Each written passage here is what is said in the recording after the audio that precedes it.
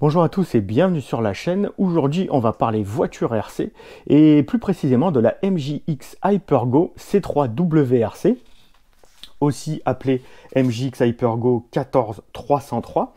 Alors pourquoi ce véhicule? Parce que je commence à en entendre pas mal parler de ces Hypergo de chez MJX, que ce soit aux US ou en Europe. Donc c'est des petites voitures qui sont 1/14e. Celle-ci, donc on est sur une C3 WRC, donc avec une licence officielle Citroën. Et j'en ai entendu du bien de ces machines-là. Donc je me suis laissé tenter. Voilà, donc elle est arrivée. Donc on va regarder ensemble ce que ça donne. Alors déjà, d'un point de vue packaging, franchement, d'un point de vue packaging, c'est quand même vachement qualitatif. Si j'arrive à faire tenir la boîte, voilà. Donc c'est vachement qualitatif, avec une belle image là, en image de synthèse, là, un truc qui a été refait, retravaillé, mais franchement c'est propre. Donc comme je vous disais, on est sur du 1/14e de chez MJX, donc modèle Hypergo, mais le numéro du modèle c'est 14303. Les Chinois ils aiment bien appeler leur voiture avec des numéros. Alors sur le dessous on s'en fout. Sur le côté, on a la radio, donc radio 3 canaux assez simple, si l'on peut dire, en 2,4 GHz. Et sur l'arrière, on a un peu plus un descriptif une présentation de la voiture à l'état fini. Donc vous voyez déjà, alors je l'ai pas ouverte encore. Je l'ai pas vraiment examiné. Mais déjà là, on a l'impression que sur les photos déjà, ou tout du moins sur les rendus 3D, le niveau de détail de la carrosserie a l'air assez ouf quand même, hein. Et c'est à peu près tout ce qu'on a sur la boîte. Donc, écoutez, la boîte, je l'ai déjà vidée et je vais vous montrer donc ce qu'il y a à l'intérieur de la boîte. Donc, nous y voilà. Le contenu de la boîte a été vidé sur l'établi. Alors, comme vous pouvez le voir, c'est un contenu qui est assez complet, mine de rien. Alors, moi, déjà, j'ai opté pour la version à double batterie. Donc, il y a plusieurs versions disponibles. Une batterie, deux batteries. Donc, encore une fois, je vous mettrai des liens si j'en trouve et avec des tarifs corrects, si l'on peut dire, avec des bons de réduction aussi si j'en trouve également. Donc comme je vous disais, version 2 batteries, donc 2 batteries lithium-ion 7V4 en 2000 mAh, 15C en décharge, c'est écrit dessus, comme le port salut, donc comme je vous disais, 2 batteries. Qu'est-ce qu'on trouve d'autre? On a une planche d'autocollants, donc ça veut dire qu'il va falloir coller les autocollants sur la carrosserie. Alors certains vont apprécier, d'autres un peu moins, on va s'en occuper tout à l'heure parce qu'il va falloir qu'on les colle. Qu'est-ce qu'on a d'autre? On a un petit sachet avec des outils, ça c'est toujours bon à avoir. On a un petit chargeur qu'on n'a pas l'habitude de voir. C'est la première fois que je vois ce type de chargeur sur des véhicules RTR. Enfin, non, c'est toujours le chargeur par la prise d'équilibrage, etc. Mais ce design-là de chargeur, bon, alors c'est du plastique, hein, c'est pas fait forcément pour ventiler, mais bon, petit chargeur sympathique, on va dire. Donc, il nous sort du 7V4 à 1,5 A, hein, c'est pas fou la charge non plus. On a un manuel qui a l'air assez épais. On a une radio, somme toute très basique, hein, il n'y a pas à tortiller, hein, de toute façon. La trappe, il y a une petite vis. Alors moi, franchement, ça me saoule les vis sur les trappes des piles. Bon, bref. En dessous, c'est 2 piles. Par contre, ça c'est bien, il n'y a que 2 piles LR6, les double A, là, les plus grosses là. Donc vous avez un canal numéro 3, je pense, pour les loupiottes. Vous avez votre commande de gaz, votre commande de direction, vos trims de direction des gaz, votre interrupteur de mise en route avec un 70% et un 100%. Je pense que c'est pour régler le dual rate de l'accélérateur, à mon avis, c'est pour diminuer la puissance pour les gamins. Et sinon, un design assez simple, mais efficace, on va dire. À noter que là, j'ai un peu joué avec, non, mais j'ai un peu tripoté de la radio et le volant, sorti de boîte en gros, quand la première fois que j'ai touché la radio, le volant ne revenait pas à sa place. Donc il a fallu que je bricole un petit peu la mousse du volant et que je l'active un peu pour qu'il reprenne sa place, qu'il se ressente, qu'il reprenne sa place initiale. Autre chose sympathique, c'est ça, on a pas mal de pneus de fournis avec la voiture. Donc j'ai regardé un peu le manuel, a priori la voiture est déjà équipée en pneus rallye. C'est une mousse à l'intérieur, mousse médium. Là, on a 4 roues de rallye avec une mousse dure à l'intérieur. Et en plus, on a 4 roues de drift. Donc ça, c'est plutôt pas mal. Franchement, c'est un packaging qui est très complet. En plus des roues, donc bon, ça c'est la voiture, je ne vous l'ai pas montré, avec juste un petit sachet posé dessus. Mais donc, en plus des roues qui sont fournies d'origine, vous avez un autre jeu de roues rallye avec une gomme dure et en plus des jantes et des pneus drift. Franchement, ça c'est cool. Alors, on va passer à ce qui vous intéresse le plus, hein, bien entendu, la voiture en elle-même. Et bah franchement, elle a une sacrée gueule cette C3WRC. On voit que l'attention portée au détail est dingue. Franchement, on a un niveau de finition et de détail sur la carrosserie qui est tout juste fou, quoi. Alors, c'est des éléments en plastique, donc ça risque de casser, bien entendu. Tout le pare-choc avant, toute la partie avant, ça, c'est du plastique dur. Alors, c'est joli pour le design, pour les détails, pardon. Par contre, en cas de pète, c'est le premier truc qui va casser, hein. C'est du plastique assez rigide. Avec des éléments, donc tous les éléments de la WRC, hein, donc les appendices aérodynamiques en plastique, vous avez donc la calandre en plastique, vous avez les feux, donc ça c'est les feux qui vont s'allumer, bien entendu. Ensuite on remonte, la peinture franchement est vraiment jolie, la peinture, vous avez les prises d'air pareil sur le capot en plastique, vous avez la bête pare-brise avec les essuie-glaces, les élargisseurs d'ailes qui sont bien dessinés, vos rétroviseurs. Les vitres sont fumées d'origine. Vous avez la petite prise d'air sur le toit là, qui est vraiment pas mal également. Vous avez toute la partie de l'aileron arrière là, qui est en plastique rigide, mais qui est plutôt bien rendu également. Les poignées de porte, les entrées d'air sur les portes, les jupes également sont en plastique avec des petits liserés avec des écritures dessus, on va dire, pour se rapprocher au plus proche de la réalité. Donc vos jantes, comme je vous disais, vos jantes type Pirelli avec un écrou de fixation type standard, hein, c'est pas des vis comme on a sur les modèles cheap, on va dire. Vous avez donc votre diffuseur arrière en plastique avec l'emplacement de la plaque d'immatriculation en plastique également. Et on a la même chose de l'autre côté. Donc franchement, avec la planche, donc je le rappelle, d'autocollants, donc il va falloir mettre tous les autocollants sur la carrosserie. On a un niveau de détail qui est vraiment assez élevé. On voit qu'ils ont mis le paquet sur la carrosserie de cette C3WRC. Vous avez les petites épingles de carrosserie avec des petites poignées là. Alors c'est pas du silicone, c'est du plastique rigide, mais ça vous permet de bien agripper les clips et de pouvoir les retirer facilement. Donc vu que j'ai commencé à les retirer, on va continuer à les retirer pour voir ce qui se passe sous cette carrosserie. Alors encore une fois, qui dit lumière dit fil. Donc vous avez votre petite prise là à débrancher si vous voulez retirer la carrosserie entièrement. Sous la carrosserie, voilà comment ça se passe. Donc comme je vous disais, avec des inserts en plastique, donc tout l'avant, comme je vous disais, des inserts en plastique sur tout l'avant. Tous les appendices, on va dire, sont des inserts en plastique. Et vous voyez que les feux, donc tout ce qui est feu et loupiote, c'est dans carrément des petits buckets, là, des petites boîtes là, où vous avez donc tous les branchements et les LED qui sont à l'intérieur, avec des petits scotch là pour vous maintenir les fils. Franchement, le niveau de finition et le niveau qui est apporté au détail sur cette carrosserie est vraiment top. Ensuite, on passe à ce qui nous intéresse vraiment, l'intérieur du véhicule.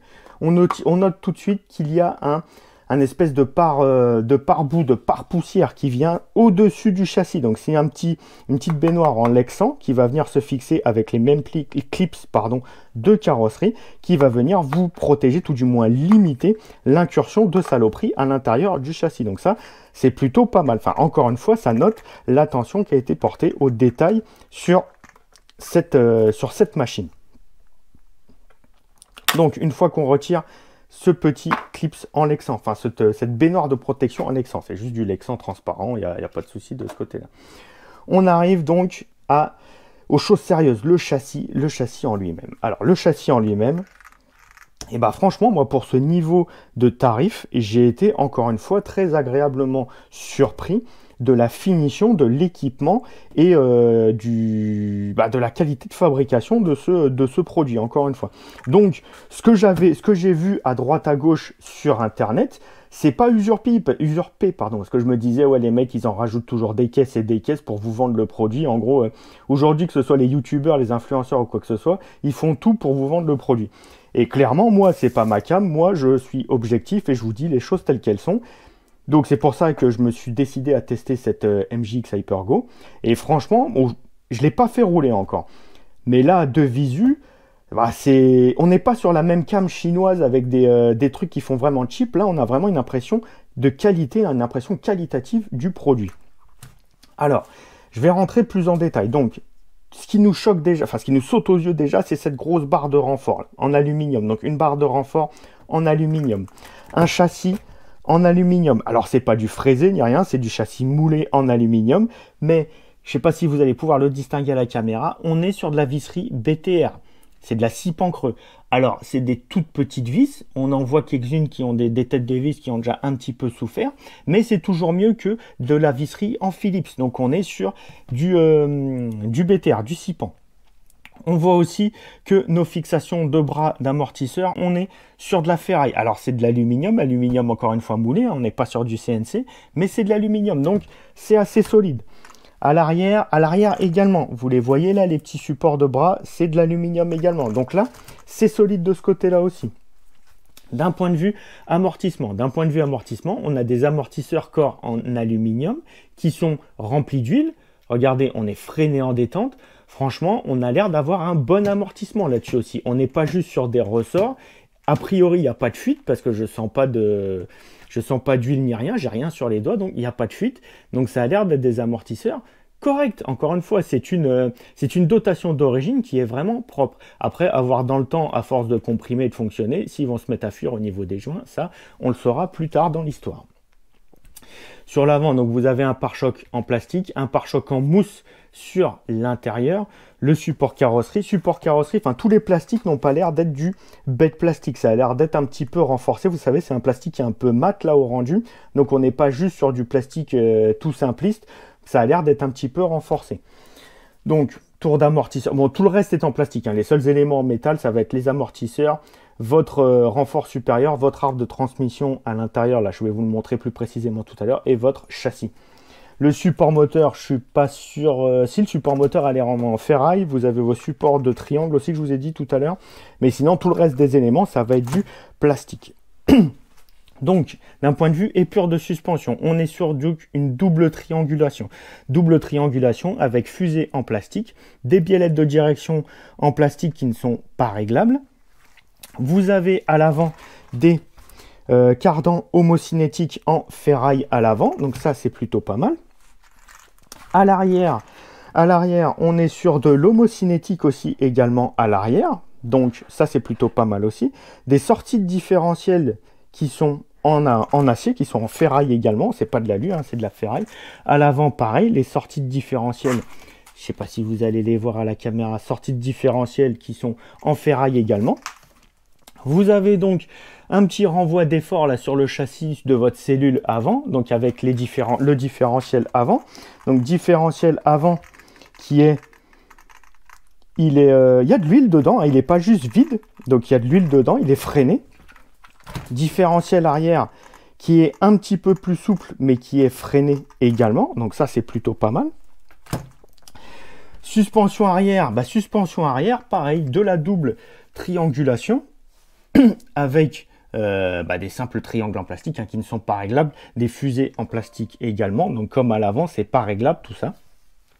Vous avez donc votre bac batterie avec votre prise type DIN là, type T-plug. Bon j'avoue ça c'est pas trop ma cam les T-plug, je pense que je vais les remplacer par des XT60.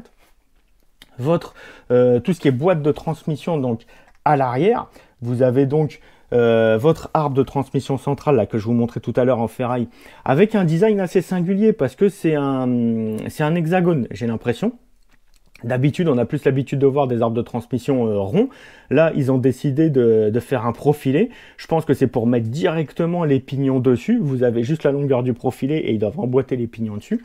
Vous avez un petit palier central là pour récupérer un peu les efforts et limiter les distorsions, on va dire, quand il y a tout qui se balade à pleine balle, on va dire.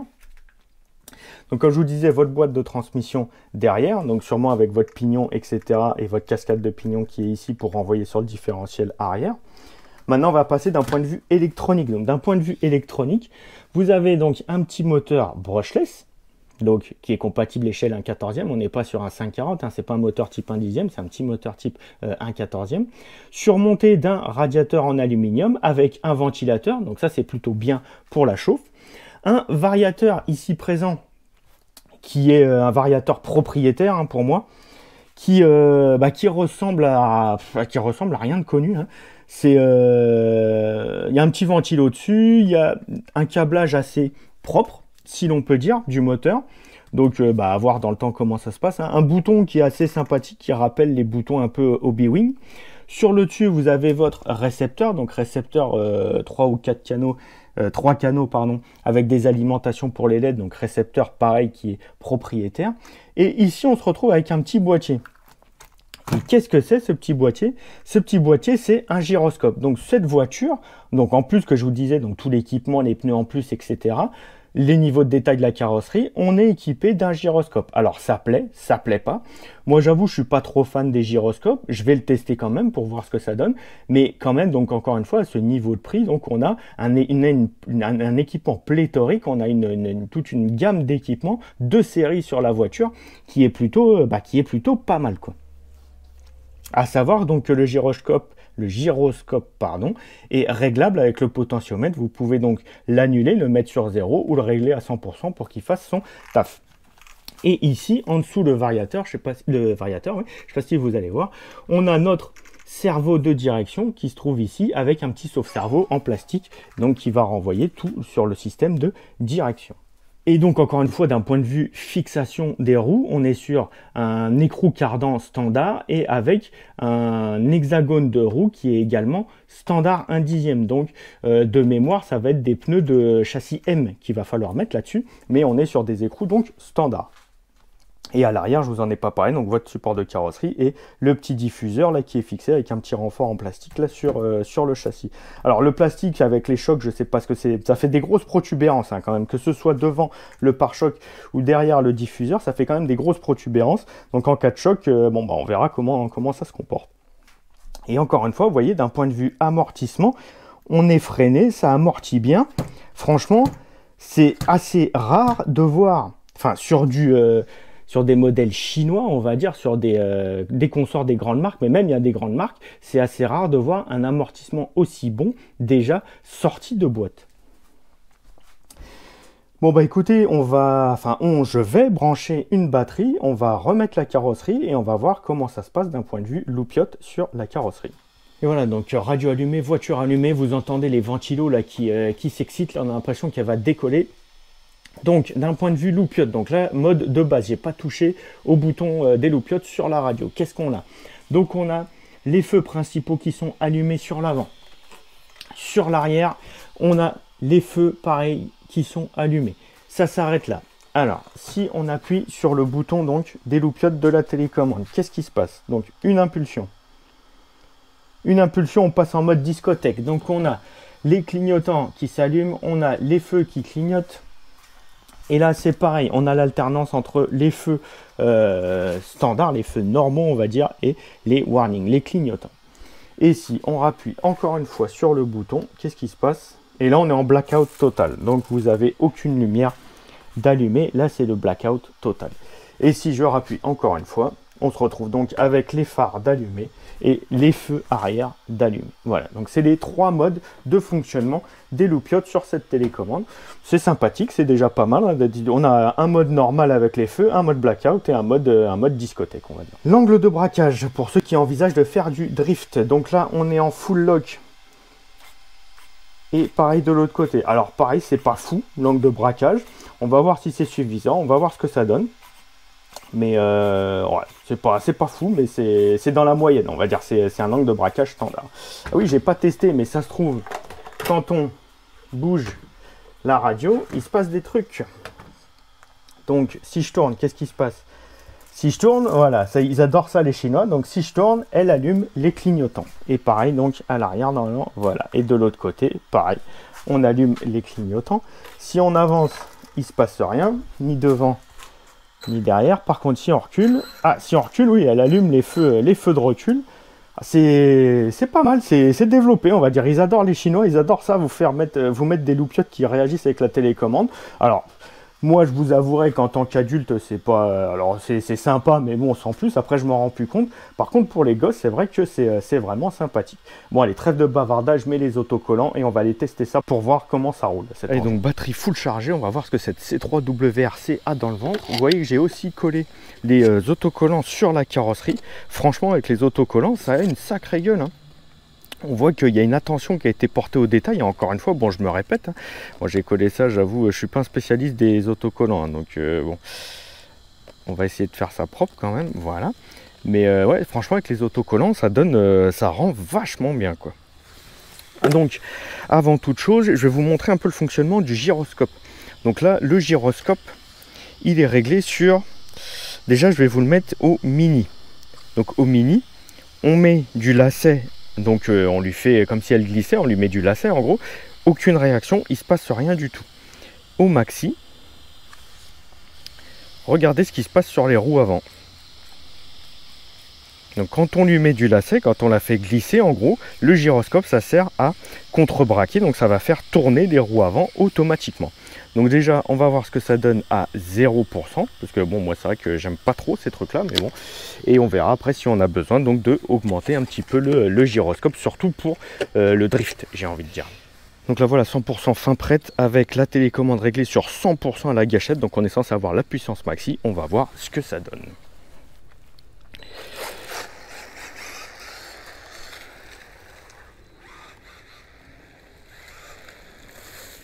Alors on va régler le trim du coup.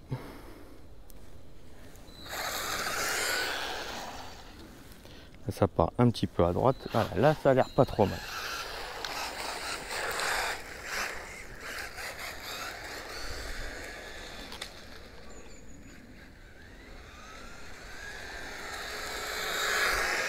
C'est pas mal hein, en vitesse de pointe. C'est pas fou, c'est pas fulgurant, mais c'est vraiment plutôt pas mal en vitesse de pointe. Les amortisseurs bossent bien, on sent que la voiture est bien amortie, parce que là, il faut dire que le petit parking, là, il est défoncé. On a une bonne réactivité au freinage, on voit bien la voiture qui plonge au freinage, donc il travaille sur ses suspensions. On a une bonne réactivité de la commande de direction. Alors, vu que c'est un empattement assez court, pour contrôler les glisses, il va falloir donc être très pointilleux, très fin, on va dire, sur la direction. D'où le gyroscope pour les moins affûtés d'entre nous, on va dire. Mais on peut déjà prendre des virages en glisse, la prendre en appui, la remettre en appui, la faire repartir juste après. Franchement, c'est une machine qui... Enfin, ce que j'ai lu donc sur internet sur cette machine, c'est pas, j'ai envie de vous dire, c'est pas usurpé, hein, parce que le comportement est globalement bon. Le comportement est globalement bon, la machine est performante, ça accélère plutôt bien, ça tient bien son cap en ligne droite. La vitesse de pointe est correcte. Alors comme je vous dis, hein, c'est pas stratosphérique, mais c'est largement correct. On peut la placer donc en courbe, en prendre des virages en glisse ou en grip. La voiture donc se contrôle très bien. Il suffit donc de prendre un peu la mesure de l'auto. Encore une fois, avec les différentes roues et jantes qui ont été fournies. Donc là, je suis avec les inserts souples. Donc c'est avec les gommes soft, là, comme ils appellent. Enfin, tout du moins médium, je n'irai pas jusqu'à dire soft. Après, avec du hard, vous allez avoir un comportement d'une voiture qui glisse encore plus, mais avec des pneus qui vont s'user donc un petit peu moins. Mais pour la taille donc de ce châssis, donc avec un empattement assez court, on arrive bien quand même à maîtriser le véhicule sur, vous voyez, un revêtement dégueulasse avec du gravier, avec des feuilles, c'est l'automne. Hein. Donc non, franchement, vraiment content de cette machine. Enfin, c'est du fun, puis avec le réalisme et le soin apporté à la carrosserie et aux autocollants, enfin, et au réalisme hein, du véhicule, franchement, c'est du fun à l'état pur. Alors après, l'avantage donc du réglage sur la radio, donc c'est ce que je vous disais, là le dual rate de votre accélérateur, de la radio, ça vous permet donc de filer ça à un gamin. Vous avez un réglage 70% ou 100%, ou à donner ça entre guillemets entre les mains de quelqu'un qui est moins aguerri au fonctionnement d'une voiture RC pour éviter qu'il la foute au tas dès les premiers tours de roue, quoi. Mais franchement, c'est vraiment pas mal. Ça accélère correctement, ça roule assez vite. Et comme je vous disais, hein, le comportement est vraiment bon. Hein, parce que là, bon, la caméra, ça rend peut-être pas justice, mais le revêtement est vraiment... C'est sale, c'est gravillonneux. Il y a des feuilles, c'est gras un petit peu. Et franchement, la voiture se contrôle super bien. Elle a pas de... elle part pas d'un coup dans un sens. Elle se contrôle bien. Elle est bien prévisible, si l'on peut dire. Franchement, ouais, très bonne surprise sur ce châssis, la Hypergo MGX. Là, vraiment découverte pour moi et vraiment content de ce châssis. Ayant déjà fait de la piste en compétition, donc vraiment sur piste, hein, donc piste vitesse, on se retrouve donc avec un châssis qui a un très bon comportement. Donc maintenant à voir ce que ça va donner en indoor et avec les pneus de drift pour essayer de la faire glisser un petit peu. Mais déjà là on peut se rendre compte que déjà avec les pneus qui sont censés, enfin qui grippent, on arrive à la mettre un petit peu en glisse et à contrôler des glisses en latéral. C'est vraiment, franchement, c'est vraiment pas mal. Alors après, encore une fois, comme je vous ai dit, il y a le gyroscope. Donc pour ceux qui sont un petit peu moins aguerris, vous pouvez augmenter donc le réglage du gyroscope et ça va donc pallier à vos manquements. On va dire le gyroscope va pallier à vos manquements à vous pour rattraper le véhicule lors de glisses incontrôlées, quoi.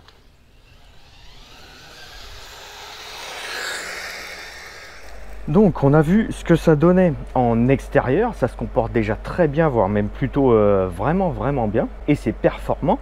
Donc en intérieur, sur moquette ou sur revêtement team gymnase, ça doit être diabolique. Par contre maintenant je suis vraiment curieux de voir ce que ça donne donc en configuration drift. Donc j'ai retiré les pneus rallye, les jantes rallye, et je l'ai passé sur les pneus de drift qui sont, je le rappelle, fournis avec la voiture d'origine, et on va voir ce que ça donne donc en version full drift.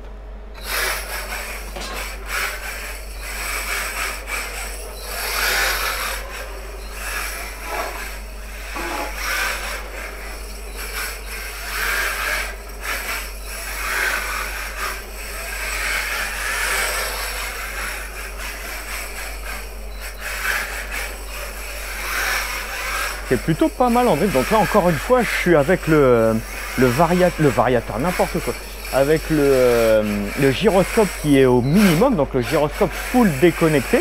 Donc c'est à moi de contrebraquer à 100%, le gyroscope ne m'aide pas du tout.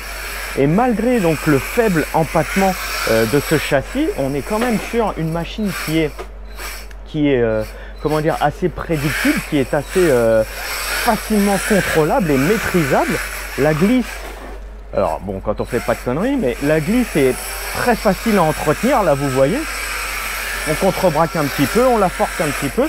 La glisse est donc très facile à entretenir. On peut changer de direction assez facilement également. Donc alors avec le gyroscope activé, ça doit être d'autant plus facile, d'autant plus à la portée de n'importe qui, si l'on peut dire. Sur une piste de drift, ça doit être vraiment sympathique à rouler, je pense, parce que déjà là vous voyez, c'est juste du simple ciment ultra lisse, et vous voyez comment ça brille. Donc vous imaginez comment ça doit glisser là-dessus. Et déjà rien que là, c'est ludique, mais c'est vachement contrôlable, et on arrive à prédire encore une fois le positionnement de la voiture, et on arrive à la faire donc changer de direction. C'est pas vraiment la voiture qui va où elle veut, c'est on arrive à donc lui faire suivre une trajectoire, la faire changer de direction, et donc de contrôler la glisse et d'entretenir et de contrôler une glisse propre.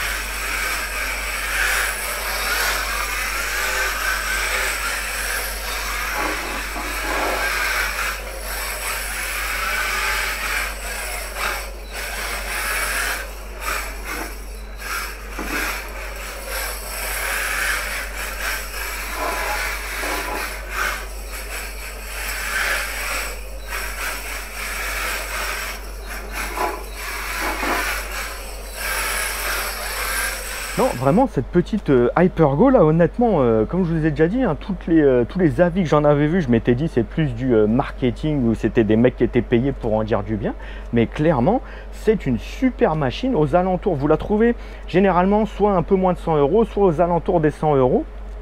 Franchement, c'est vraiment une super machine. Encore une fois, pour ceux qui sont intéressés, je vous mettrai le lien, enfin des liens si j'en trouve, avec des codes de réduction dans la description de la vidéo. N'hésitez pas à aller faire un tour, franchement c'est une super machine. Merci à vous d'avoir regardé cette vidéo. Abonnez-vous et cliquez sur like, c'est gratuit et ça m'aide sincèrement vraiment beaucoup. Activez les notifications pour ne jamais rien louper. Allez faire un tour sur ma page Instagram pour avoir des photos et des vidéos en avant-première. Et on se retrouve très bientôt dans la prochaine vidéo. Allez, salut. Even when you feel low, you can still go. Even when you feel slow, you can still go. Even when there's no hope, you can still go. I never answer to no, man, I still go. Go, go.